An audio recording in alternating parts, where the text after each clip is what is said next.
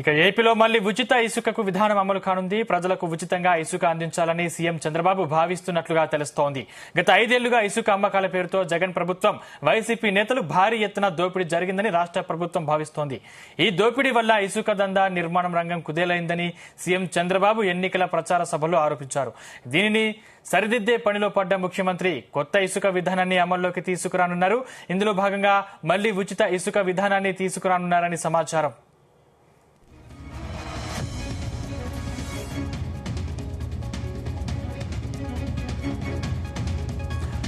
ఇదే అంశానికి సంబంధించిన మరింత పూర్తి సమాచారం మా ప్రతినిధి యశ్వంత్ అందిస్తారు. యశ్వంత్, చెప్పండి. సందీప్, ఏదైతే ఆంధ్రప్రదేశ్ లో మాత్రం ఇసుక గురించి అయితే కొత్త పాలసీని ప్రవేశపెట్టేందుకైతే ఆంధ్రప్రదేశ్ ప్రభుత్వం సిద్ధమవుతుంది. దీనికి సంబంధించి కూడా ఇసుకని ఉచితంగా ఇచ్చేందుకే సంబంధించిన ఏర్పాట్లు అయితే చేస్తారు. దీనికి సంబంధించి కూడా నిన్న కేబినెట్ సమావేశం కూడా చంద్రబాబు తెలిసింది. దీనికి కొత్త విధానాలు ఖరారు చేసేందుకు కూడా చేస్తారు. పేదలకు ఉచితంగా ఇసుకను అందించేందుకైతే మాత్రం ఈ కూటమి ప్రభుత్వం అయితే సిద్ధమైందని చెప్పుకోవచ్చు. గత 4 సంవత్సరాలుగా 2014 నుంచి 2019 వరకు ఇసుకనైతే మాత్రం పేదలకి రాష్ట్రంలో అమల్లో ఉన్న విధానమే అమల్లో ఉంది. లాభ నష్టాలపై చర్చిస్తున్నారు. ఈ 2019 నుంచి 24 మేర కూడా ఇసుక అమ్మకాల విధానంపై ఎవరు లబ్ధి పొందారనే దానిపై కూడా ఇప్పటికైతే ఆరాధిస్తారు. ఈ కూటమి ప్రభుత్వం ఆరాధిస్తుంది. మంగళవారం ఇసుక తవ్వకాలపై కూడా ముఖ్యమంత్రి చంద్రబాబు సుదీర్ఘంగా సమీక్ష నిర్వహించారు. జగన్ పాలనలో ఇసుక పాలసీపై పలు పేదల తీవ్రంగా నష్టపోయారని చెప్పేసి గృహ నిర్మాణం, అదేవిధంగా చూసుకుంటే రంగం కుదేలైనది కూడా ఆందోళన వ్యక్తం చేస్తున్న పరిస్థితి ఏర్పడుతుంది. ఇంకో మరో విధంగా చూసినట్లయితే మాత్రం కూడా 2014 నుంచి కూడా ఏదైతే 19 నుంచి 2024 వరకు కూడా జరిగిన వైకాపా ప్రభుత్వంలో ఇసుక మాత్రం అంతవరకు అయితే మాత్రం ఏదైతే పెత్తందారులే ఇసుక జారీ దోపిడీ చేశారని జరుగుతుంది. ఏదైతే పేద కుటుంబాలు ఎవరైతే ఉన్నాయో, ఏదైతే ఇటు సిమెంట్ కార్మికులు కానివచ్చు, లేకపోతే గృహ నిర్మాణాలు కావచ్చు, ఇసుక దొరక కూడా చాలా ఇబ్బందులు గురయ్యారని చెప్పుకోవచ్చు. దీనిపై కూడా ఇప్పుడు ప్రభుత్వం కూటమి వచ్చి తక్షణమే ఈ ఎవరైతే పేద వర్గాలు ఉన్నారో వాళ్ళకి ఇసుకనే తక్కువ ధరకే అందించాలి, ఉచితంగానే గృహ నిర్మాణాలు ఏమంటే వాటికి అందించే విధంగా కూడా ఈ కూటమి ప్రభుత్వం చర్యలు చేపట్టిందని చెప్పుకోవచ్చు. ఇప్పటికే ఉన్న ఇసుక ధరలపై కూడా తక్షణమే ఇసుక ధరలో ప్రజలకు అందుబాటులో తీసుకురావాలని అయితే స్పష్టం చేశారు. ఈ సందర్భంగా కూడా ఇప్పటికే ఎక్కడైతే ఇసుక రీచ్లు ఉన్నాయో, స్టాక్ పాయింట్లు డెవలప్మెంట్ లో ఎంత ఇసుక అందుబాటులో ఉన్న దానిపై కూడా ఒక కొత్త అధికారులు అయితే కమిటీ చేశారు. దీనిపై కూడా అధికారులు ఇప్పుడే వివరణలు అయితే సిద్ధం చేస్తారని చెప్పుకోవచ్చు.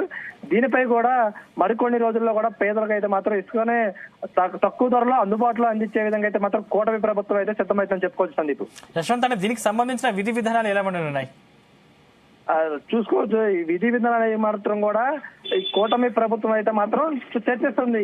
ఉచితంగా అందివ్వాలా, లేకపోతే ఉన్నాయి ఇప్పుడు ప్రస్తుతం అయితే ఎక్కడైతే స్టాక్ పాయింట్లు ఉన్నాయో, లేకపోతే ఇసుక రీచ్లు ఉన్నాయో అక్కడి నుంచి కూడా విధి విధానాలు అయితే మాత్రం అమలు చేసేందుకైతే సిద్ధమవుతున్నారు. ఉచితంగా ఇవ్వాలా, లేకపోతే ఏదైనా కొంచెం మేరకు ట్యాక్స్ పెట్టి చెల్లింపులు విధించే విధంగా ఉండాలనేది మాత్రం అయితే కూడా ఇప్పుడు కూటమి ప్రభుత్వం అయితే ఒక కమిటీ చేసి దాంట్లో చర్చించే ప్రయత్నం చేస్తున్నారు. వీటిలో చూసుకుంటే మాత్రం ఈ మేర కూడా చంద్రబాబు సమీక్షించి దాన్ని ఏ విధంగా ప్రజలకి ఉచితమైన ఇసుక అందించే విధంగా మాత్రం అయితే కూటమి ప్రభుత్వం చేస్తుందని చెప్పుకోవచ్చు. సందీప్, యశ్వంత్, అంటే గత ప్రభుత్వం చేసిన తప్పిదాలపై విచారణ జరిపి చర్యలు తీసుకునే అవకాశం ఉందా?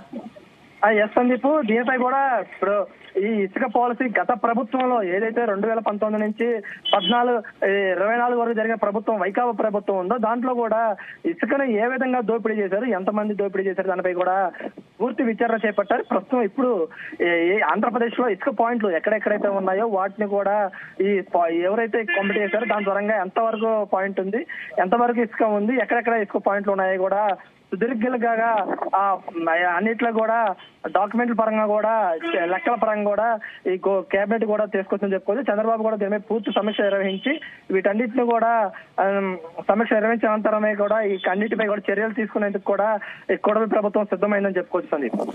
యశ్వంత్, అనేది ఎప్పటిలోగా కార్యరూపం దాల్చే అవకాశం ఉంది?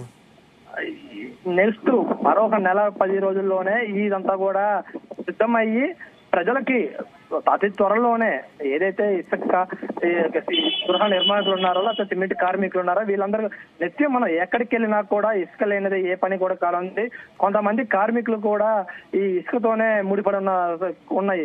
ఎవరికి పని కల్పించాలన్నప్పటికి కూడా ఒక ఇసుక దొరికితేనే చాలా వాటికి కూడా కార్మికులు కానివచ్చు, ఎవరైతే డైలీ లేబర్ ఉన్నారో వీళ్ళందరూ కూడా పని కల్పించేది ఒక ఇసుకతోనే ముడిపడి ఉన్నది. కాబట్టి దీన్ని కూడా అతి త్వరలోనే తీసుకొచ్చి ఈ పాలసీని కూడా ప్రభుత్వం అమలు చేసేందుకు సిద్ధమవుతుంది. దీన్ని కూడా ఏదైతే చెప్పుకోవచ్చు మనం ఈ ఇసుక పాలసీని కూడా ప్రజల్లోకి అతి త్వరలో తీసుకెళ్లి ఉచితంగా ఎవరైతే గ్రామాల్లో ఉన్నటువంటి గ్రామాల్లో ఉన్న ఏటిపట్టు గ్రామాలు కావచ్చు, లేకపోతే మునేరులకు సమీపంలో ఇసుక దగ్గరలో ఉన్న గ్రామాలకైతే మాత్రం ఉచితంగా ఇసుక అందించేందుకైతే మాత్రం సిద్ధమవుతుంది. ఏదైతే కొంచెం పట్టణాలు కానివచ్చు, లేకపోతే మండల స్థాయిలో ఉన్న ఇసుక దూరం ఉన్నప్పటికీ కొంచెం వారికి మాత్రమే కొంచెం ఏదైతే బిల్లులు ట్యాక్స్ అమలు చేసి ఇసుక పన్ను కట్టించుకునే విధంగా అయితే చర్యలు చేపడుతుంది. ఇదే ఓవరాల్ చూసినట్టు మాత్రం రాష్ట్ర ప్రభుత్వాలు మాత్రం ఇసుక మాత్రం తక్కువ ధరలోనే దొరికేందుకు గృహ నిర్మాణాలు కూడా చేపట్టేందుకు అయితే ప్రభుత్వం సిద్ధమవుతుందని చెప్పుకోవచ్చు. Thank you Yashwant.